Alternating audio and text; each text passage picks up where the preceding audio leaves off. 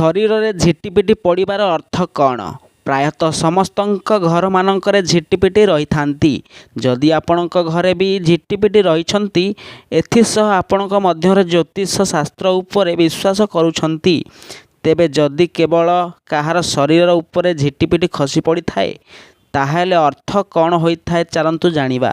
ଝିଟିପିଟି ଶରୀରର କେଉଁ ସ୍ଥାନରେ ଓ କେତେବେଳେ ପଡ଼ିଥାଏ, ତାହାକୁ ଆଧାର କରି ସେହି ବ୍ୟକ୍ତିର ଆଗାମୀ ସମୟରେ କ'ଣ ଘଟିବାକୁ ଯାଉଛି ତାହାର ଅନୁମାନ କରାଯାଇପାରେ।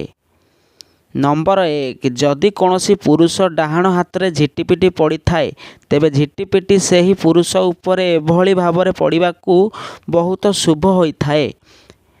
ଏଥିରେ ସେହି ପୁରୁଷ ପାଖକୁ ଧନ ଆଗମନ ସଂକେତ ମିଳିଥାଏ। ହେଲେ ପୁରୁଷଙ୍କର ବାମ ହାତରେ ଝିଟିପିଟି ପଡ଼ିବାକୁ ଅଶୁଭ ବୋଲି ମନାଯାଏ।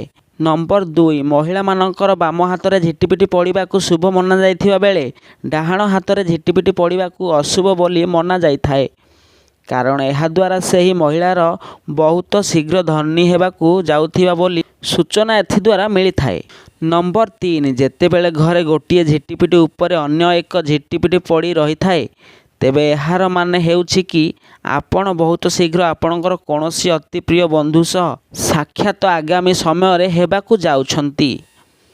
ନମ୍ବର 4, ଭୋଜନ କରୁଥିବା ସମୟରେ ଯଦି ଝିଟିପିଟି ଦେଖନ୍ତି, ଏହାକୁ ଶୁଭ ସଂକେତ ବୋଲି ବିଚାର କରାଯାଇଥାଏ।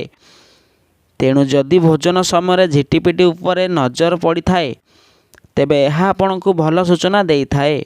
ନମ୍ବର 5, ମହିଳାଙ୍କର ନାଭି ଉପରେ ଝିଟିପିଟି ପଡ଼ିଲେ ସେହି ମହିଳା ପୁତ୍ର ପ୍ରାପ୍ତି କରିବାର ସମ୍ଭାବନା ରହିଥାଏ। ନମ୍ବର 6, ଯେତେବେଳେ ଘରେ କୌଣସି ସମୟରେ ଝିଟିପିଟି ଝଗଡ଼ା କରିବା ଦେଖିବାକୁ ପାଆନ୍ତି, ତେବେ ସେହିଦିନ ଆପଣଙ୍କୁ ଅଧିକ ସାବଧାନ ହୋଇ ଚଳିବାକୁ ଉଚିତ, ନଚେତ୍ ଆପଣଙ୍କର କାହା ସହ ଝଗଡ଼ା ହେବାର ସମ୍ଭାବନା ଆଗାମୀ ସମୟରେ ରହିଥାଏ। ନମ୍ବର 7, ପୁରୁଷର ଯିବା ଆସିବା ସମୟରେ ଯଦି ଝିଟିପିଟି ତାହାର ମୁଣ୍ଡରେ କି ଡାହାଣ ହାତରେ ପଡ଼ିଥାଏ, ତେବେ ସେହି ପୁରୁଷକୁ ସମାଜରେ ମାନ ସମ୍ମାନ ମିଳିବାକୁ ଯାଉଛି ବୋଲି ଏହାର ଅର୍ଥ ହୋଇଥାଏ।